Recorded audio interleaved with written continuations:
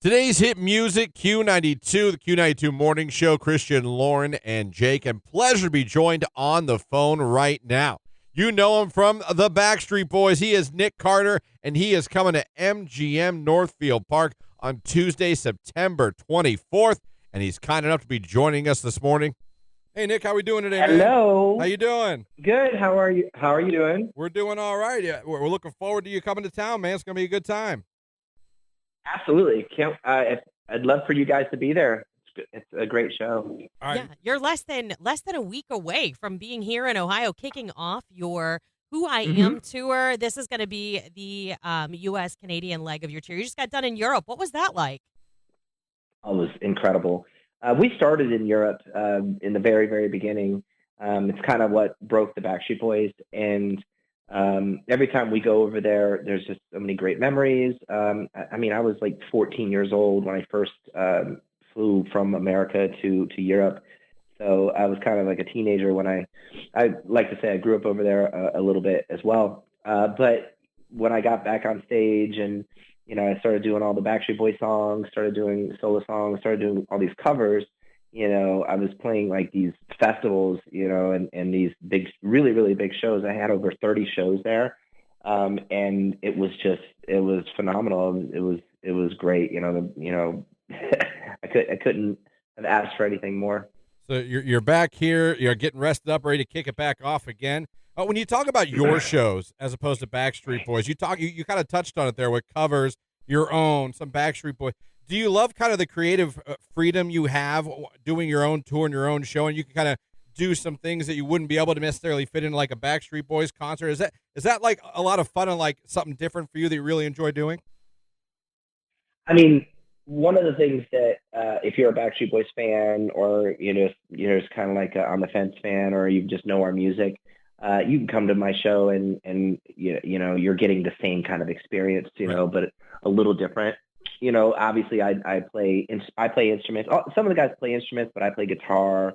I play drums. I'm doing like these covers and kind of catering to just music lovers, because that's what I am. And, we do 80s songs, Backstreet songs, just everything that you love about music.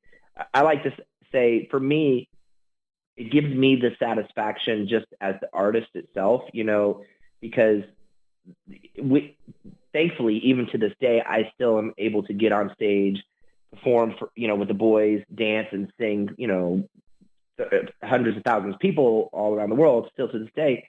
But this gives it a little bit more of an intimate experience. And it's like kind of, if you, instead of going to your like local bar and going and checking out your favorite house band, you can come and check me out. So it's a lot of fun. Yeah, it sounds like it. We're so excited for you, to head back to Northeast Ohio. And, one of the questions, well, first of all, we were going to ask you some casual questions too, because while we're so excited, first of all, fangirling just a little bit, huge fan growing up in the 90s and the 2000s. For me, Backstreet Boys was the boy band. You guys were everything. Millennium, Black and Blue. I mean, who didn't have it in their CD visor? Who didn't jam to it on their way home? What did we just talk about this week? Millennium is one of the CDs that you could have put in your car and not skipped a Start song. to finish. Yeah. Start to finish. It was playing in your car. You. Yeah, no, hands down. Thank you. That's why when we got this interview, I was like, oh my gosh, we're going to get to talk to Nick Carter. I felt like I was a teenager again, and here I am, an adult. Yeah. But, one of those I'm sorry. No, one of those nostalgic things, like for you, I mean, a couple things. We kind of like to show people a little bit of the side of who you are. Who were you listening to? I mean, you're the Backstreet Boys. You're performing. You're touring all over the world. You're like the top of the top. But you're not listening to your own album all the time. Who were you listening to? No, so I like to say it really starts now with my children. I got an 8-year-old boy, a 5-year-old girl, and a 3-year-old little girl as well. Aww. And when we're in the car, we're not listening to Backstreet Boys. Right. No.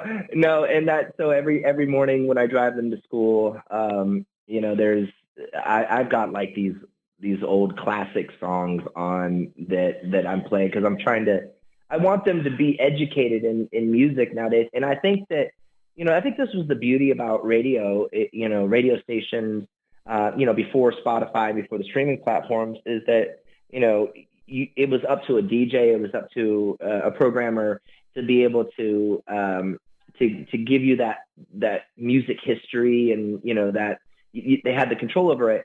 Nowadays, it's kind of hard to find it, and unless you're like going on TikTok or whatever. So I'm kind of that, like, I guess, teacher in a lot of ways. So I'll have, I'll be playing 80s. Like right now, I have a playlist that I'm stuck in the 80s right now because it was such a good time. So 80s was like people's 90s, from us to them. That was what it was to me. And so I got like Breakfast Club, Don't You Forget About Me on there, Tears for Fears. Oh, yeah. And those are songs that I do in my show, and I'm playing those songs all the time. Even my daughter, Saoirse, she loves, we'll be singing Welcome to the Jungle, from Guns N' Roses, but more current stuff we're listening to.